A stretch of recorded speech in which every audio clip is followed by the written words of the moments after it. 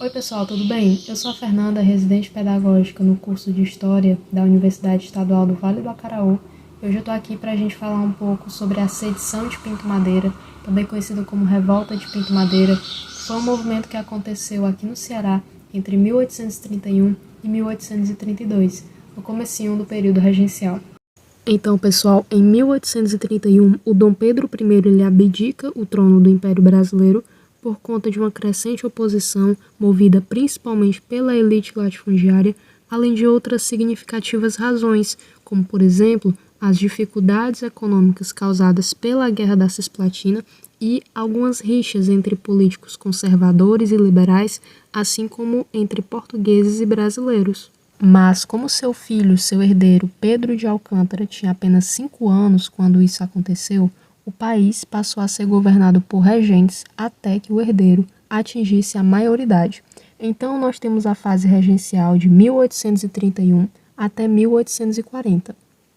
Esse período regencial ele é marcado por várias revoltas. Por exemplo, no Rio Grande do Sul a gente tem a Revolução da Farroupilha, na província da Bahia nós temos a Revolta dos Malês e a Sabinada, no Maranhão nós temos a Balaiada e na província do Grão-Pará nós temos a Cabanagem. E no Ceará não vai ser diferente. Entre 1831 e 1832 nós vamos ter a sedição de Pinto Madeira.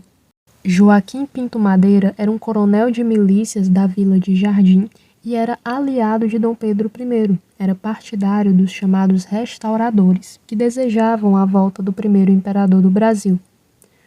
Com isso, ele começa a ser perseguido por alguns liberais moderados, principalmente aqueles ligados à família Alencar. Existe uma discussão na historiografia acerca da principal razão da sedição.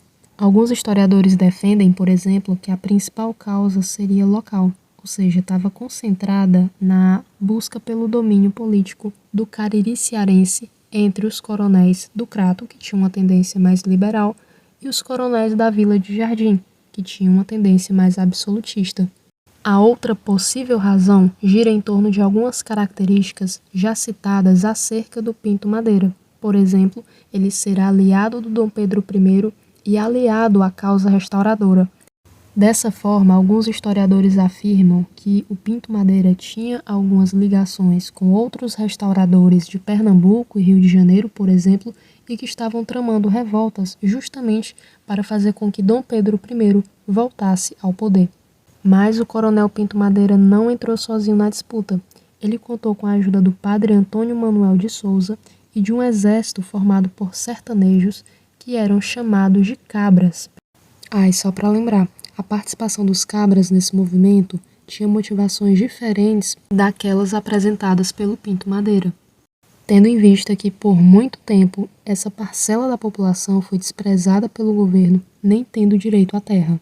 Uma curiosidade é que esse exército de sertanejos, eles não tinham armas de fogo, então eles começaram a se armar com cacetes. Esses cacetes eram benzidos pelo padre Antônio Manuel, que passou a ser conhecido como Padre Benza Cacetes.